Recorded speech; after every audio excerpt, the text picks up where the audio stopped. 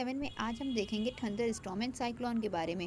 Thunder storm develop in hot humid tropical area like India very frequently. Thunder storm होता है वह भारत के में लगभग प्रायः देखने को मिलता है, क्योंकि भारत में जो गर्म और नमी भरा मौसम होता है वहाँ पर यह प्रायः देखने को मिलता है। The rising temperature produce strong wind rising up. तो जो टेम्परेचर राइज करता है, जब टेम्परेचर राइज करता है मीन्स जब टेम्परेचर ज़्यादा होता है, जब गर्मी होती है तो क्या होता है कि जब गर्मी होगी तो हवा कैसी होगी, गर्म होगी तो हल्की होगी, तो क्या होगी, ऊपर उठेगी। तो इस वजह से हवा क्या होती है, ऊपर उठती है। These wind carry water droplet upward where they freeze and fall down. और ये हवा जब ऊपर जाती है तो ये अपने साथ क्या करती है, पानी की बूंदें भी लेती जाती है। नीचे क्या होती है, गर्मी होती है, लेकिन जैसे जैसे हम ऊपर जाएंगे वहाँ क्या होती है, वहाँ पे ठंडक होती है। तो जैसे जैसे ये हवा ऊपर जाएगी यहाँ पे जाके क्या हो जाएगी, फ्रीज हो जाएगी। फ्रीज होने का मतलब आपस में यहाँ पे बर्फ़ जैसे बनने लगेगा, और यहाँ पे भी कुछ हवा चलेगी। तो कभी कभी क्या होता है कि ये सभी बर्फ़ क्या होने लगते हैं, आपस में टकराते हैं तो आवाज़ होती है, और साथ ही साथ क्या होता है, हमें लाइट भी देखने को मिलती है। तो इसी को क्या कहते हैं, लाइटनिंग कहते हैं। तो लाइटनिंग, इसी को हम लाइटनिंग कहते हैं। जब ये दोनों बर्फ़ आपस में टकराएंगे तो क्या होगा, आवाज़ भी होगी और कुछ लाइट भी प्रोड्यूस होगा। तो इसी को हम कहते हैं लाइटनिंग। और जब भी बारिश जो हमारी जब ये आपस में टकराएंगे तो फिर पानी भी बरसने लगेगा। तो जब भी ये पानी बरसेगा किसके साथ, इनके टकराने पे लाइटनिंग के साथ और साथ ही साथ आवाज़ के साथ, तो उसी को हम क्या कहते हैं, थंडर स्टॉर्म कहते हैं। अब देखते हैं कि थंडर स्टॉर्म में हमें क्या क्या प्रिकॉशन लेना चाहिए, यानी जब कोई स्टॉर्म आ रहा हो तो हमें क्या क्या प्रिकॉशन लेना चाहिए। हमें कभी भी किसी सिंगल पेड़ के नीचे शेल्टर नहीं लेना चाहिए, आश्रय नहीं लेना चाहिए। हमेशा क्या करना चाहिए, किसी छोटे पेड़ के नीचे आश्रय लेना चाहिए यदि हम जंगल में हैं तो, और ज़मीन पर नहीं लेटना चाहिए। Do not take shelter under a umbrella and with a metallic end. हमें कभी भी अम्ब्रेला के नीचे नहीं खड़े होना चाहिए जिसका एंड मेटल का बना हो, और हमें ऐसी उन सभी जगहों से बचने चाहिए जो कि मेटल के बने हों। हम किसी कार या बस में जा सकते हैं, और यदि हम पानी में हैं उस कंडीशन में तो हमें तुरंत पानी से निकल के किसी घर में चले जाना चाहिए या बिल्डिंग के अंदर चले जाना चाहिए। How a thunder storm become a cyclone. Thunder storm cyclone किस तरीके से बन जाता है। You know that water require heat when it change from liquid to vapour state. हम सभी जानते हैं कि जब भी हम पानी को गर्म करेंगे तभी क्या होगा, वह भाप बनेगा। हम सभी जानते हैं कि पानी गर्म करने पर ही भाप बनता है। Does a water give back the heat when water vapour condense into liquid. तो क्या जब वह वेपर ठंडा होता है तो वह वापस हीट को उस हमारे एटमॉस्फेयर में दे देता है। तो बिल्कुल दे देता है, क्योंकि जैसे ही हीट उसमें की ख़त्म होगी वैसे ही वो क्या बन जाएगा, वापस से वह पानी में कन्वर्ट होने लगेगा, vapour. Before cloud formation water take up heat from the atmosphere and change into vapour. बादल के बनने से पहले क्या होता है, पानी जो होता है वो हमारे एटमॉस्फेयर से हीट ले लेता है और वो भाप में बदल जाता है। When water vapour change back to liquid form as a rain drop this heat is release into atmosphere. और जब यह वाटर वेपर वापस से लिक्विड बनने लगता है तो वो अपने अंदर से हीट रिलीज करने लगता है। जब वह अपने अंदर से हीट को भी रिलीज़ करने लगता है, लिक्विड के फॉर्म में जब बन जाता है, जब वेपर वापस से क्या हो जाएगा, लिक्विड बनेगा या रेन ड्रॉप के फॉर्म ले लेगा, तो वापस से जो हीट होगी वो एटमॉस्फेयर को मिलने लगेगी। The heat release to the atmosphere warm the air around. तो जो हीट रिलीज़ होगी, जो एटमॉस्फेयर से हीट रिलीज़ होगी वो हमारे एटमॉस्फेयर के एयर को गर्म कर देगी। The air tend to rise and cause a drop in pressure. तो एयर क्या करेगा, air tend to rise and cause a drop in a pressure. उसके बाद वहाँ पर क्या होने लगेगा, एयर का एक प्रेशर बनने लगेगा। More air rushes to the centre of storm. तो जो भी तूफान होता है उन सभी का एक सेंटर होता है, ज़्यादातर एयर क्या करने लगेगा, इसी सेंटर की तरफ आने लगेगा। This cycle is repeated. और ये साइकिल लगातार चलने लगेगा। The chain of event and with formation of very low pressure system with a very high speed wind revolving round it. तो इस तरीके से क्या होगा, यहाँ पे लो प्रेशर सिस्टम और एक बहुत तेज हवाओं का एक लो प्रेशर सिस्टम तैयार होगा, और साथ ही साथ एक विंड भी लगातार इसके चारों ओर घूमेगी, जिसे और यही क्या होने लगेगा, धीरे धीरे साइक्लोन का रूप ले लेगा।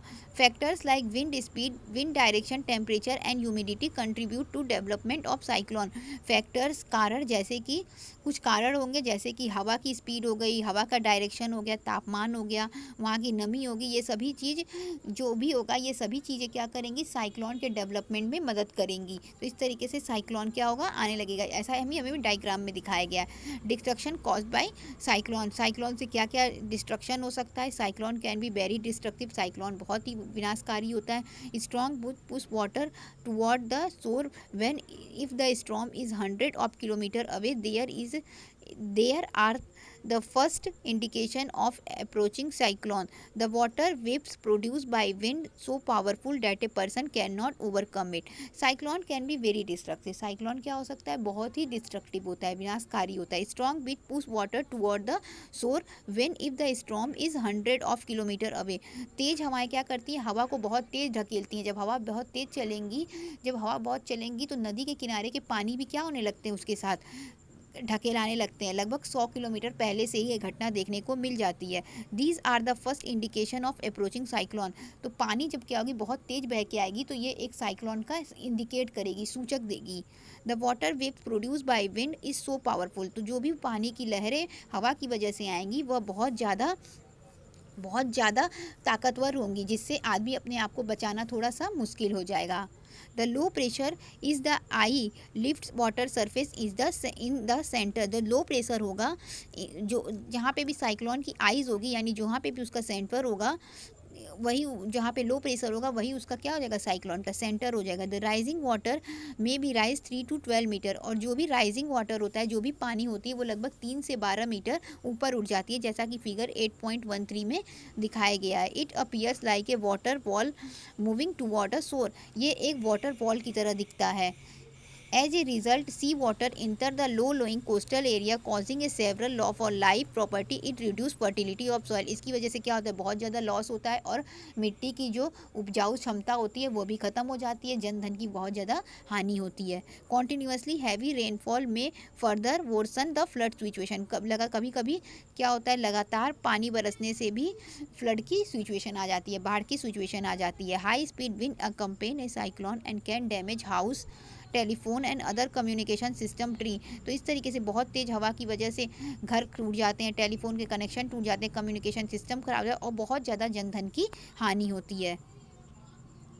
ए cyclone is known as by different names in different part of the world. Cyclone को अलग अलग नाम से दुनिया में अलग अलग जगहों पे अलग अलग नाम से जाना जाता है। इसको हुरिकेन के नाम से अमेरिकन कॉन्टिनेंट में जाना जाता है। फिलीपींस और जापान में इसको टाइफून्स के नाम से जाना जाता है। इसके बाद से आता है टोर्नेडो। तो in our country they are not very frequent. ये हमारी कंट्री में प्राय देखने को नहीं मिलता है। A tornado is a dark funnel shape cloud that reaches from sky to the ground. यह एक क्या होता है, गाढ़े कलर का जो कुप्पी होती है, लगभग इस तरह का बना हुआ एक शेप होता है जो आसमान से ज़मीन की तरफ आता है। Most of the tornado are weak. ज़्यादातर टोर्नेडोज क्या होते हैं, कमज़ोर होते हैं। A violent tornado can travel speed of 300 kilometre per hour. जो बहुत ज़्यादा वायलेंट होता है, विनाशकारी होता है या बहुत ज़्यादा हिंसक होता है, उसकी स्पीड 300 किलोमीटर पर आवर होती है। टोर्नेडो में form with in cyclone. Tornado भी क्या है, एक तरह का साइक्लोन है। The whole coastline of India is vulnerable to cyclone, particularly the east coast. यह ज़्यादातर इंडिया के ईस्ट कोस्ट में देखने को मिलता है। The west coast of India is less vulnerable to the cyclonic storm both in terms of intensity and frequently to the cyclone। और इसको ज़्यादातर कम देखने को ये मिलेगा वेस्ट कोस्ट में। ईस्ट कोस्ट में टोर्नेडो हमें ज़्यादा देखने को मिलता है और वेस्ट कोस्ट में कम मिलता है। क्या होता है कि जब आसमान से ज़मीन की तरफ एक इस कोन शेप में इस तरीके से कोन बनाते हुए क्या होती है, एक हवा जो है बहुत तेज़ से चलते हुए दिखती है। इफ़ेक्टिव सेफ्टी मेजर, क्या क्या हम मेजर ले सकते हैं जिससे हम साइक्लोन से बच सकते हैं। HI cyclone forecast and warning service. Cyclone का फोरकास्ट हो और उसकी एक वार्निंग सर्विस दी जाए कि साइक्लोन आने वाला है, जिससे सभी लोग अपने आप को सुरक्षित जगह पर अपने आप को कर लें। Rapid communication of warning to government agency, the port and fisherman ship to the general public. क्या होना चाहिए कि वार्निंग, रैपिड कम्युनिकेशन, तुरंत कम्युनिकेशन होना चाहिए, लोगों से तुरंत कम्युनिकेट करके लोगों को बताना चाहिए कि साइक्लोन आने वाला है। जिससे क्या कर सकते हैं, गवर्नमेंट एजेंसी के थ्रू होनी चाहिए, जिससे फिशरमैनशिप, इन सभी लोगों को सतर्क किया जा सके। Construction of cyclone shelter in the cyclone prone area and administrative arrangement for the moving people fast to safer place. साथ ही साथ साइक्लोन सेंटर का भी भी शेल्टर का भी इंतजाम होना चाहिए जहाँ पे भी साइक्लोन आने वाला हो या आ चुका हो। और साथ ही साथ एडमिनिस्ट्रेटिव अरेंजमेंट भी होना चाहिए कि लोग इस तरीके की सुविधा होने की लोग सुरक्षित स्थानों पर जा सकें। Action on the part of people, लोगों को क्या क्या ध्यान रखना चाहिए देख लेते हैं। We should not ignore the warning issued by the meteorological department. TV radio newspaper, TV radio या न्यूज़पेपर के द्वारा जो भी वार्निंग दी थी है उसे इग्नोर नहीं करना चाहिए। We should make necessary arrangement to shift the essential goods, domestic animal and vehicle etcetera to safer place. हमें अपने जो भी हमारी ज़रूरत के सामान है उसे एसेंशियल सामान जो भी हो, हमारे जो भी पालतू जानवर हो, जो भी हमारे व्हीकल्स हो उसे सुरक्षित स्थान पर कर लेना चाहिए। अवॉइड ड्राइविंग ऑन रोड पे गाड़ी चलाने को अवॉइड करना चाहिए through standing water as flood may have damage on the road and keep ready the phone number of all emergency service like police. जितनी भी इमरजेंसी नंबर है उसको रखना चाहिए। रोड पे गाड़ी चलाने से, पानी के पास खड़े होने से हमें बचना चाहिए। उन रोडों पे जाना चाहिए जो बाढ़ की वजह से ख़राब हो चुकी हैं, उन रोडों पे जाने से बचना चाहिए। Some other precaution if you are staying in cyclone hit area, तो कुछ और प्रिकॉशन रखना चाहिए। अगर हम साइक्लोन वाले एरिया में यदि कोई रहता है तो हमें कुछ और भी प्रिकॉशन रखनी चाहिए, जैसे कि do not drink water that could be contaminated, always store drink water for emergency. हमें गंदे पानी को नहीं पीना चाहिए, हमेशा साफ पानी पीना चाहिए। Do not touch wet switches and fallen power lines, जो गीली स्विचेस होती हैं, जो भी बिजली के सामान होते हैं उसे टच नहीं करना चाहिए।